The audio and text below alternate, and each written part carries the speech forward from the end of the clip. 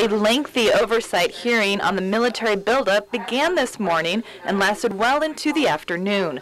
Guam Buildup Office Director Eddie Rages and Governor Eddie Calvo's Chief Policy Advisor Arthur Clark did most of the answering. So my objective today was to give information to the legislature that tells us where we are after only 42 days of the new administration and the challenges that we have ahead of us. Rages, using a PowerPoint presentation, took senators through a list of projected projects and the scope of the entire buildup process, estimated to cost $15 billion, a portion of which will come from an appropriation recently submitted by President Barack Obama as part of his fiscal 2012 budget. I think that's what we could expect at this particular point in time. And, you know, the U.S. government is going through they're going through significant budget cuts during this budget cycle, so I think we're very fortunate that we have at least $33 million that have been identified in the President's budget. I think that's a good step forward. The President's budget also included $367 million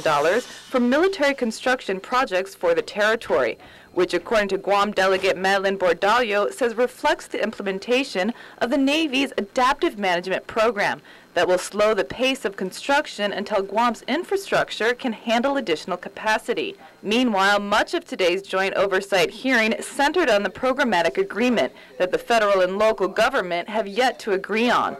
Clark made it known that he and Guam State Historic Preservation Officer Linda Uggan are working on revisions to the PA and said they are awaiting a new version from the Department of Defense any day now. Clark stressed the executive branch would be more transparent with the information than the military had been with the draft issued on December 30th. Only some people got it, and some consulting parties didn't. That was actually one of the messages that was delivered by Governor Calvo in our meeting with the Undersecretary, was that the military really hurts themselves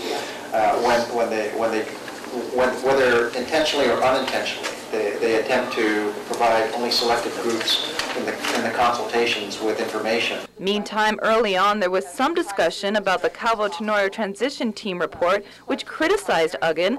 Clark came to her defense, saying the governor fully supports her, noting Calvo on February 8th designated Uggan as the Island State Historic Preservation Officer.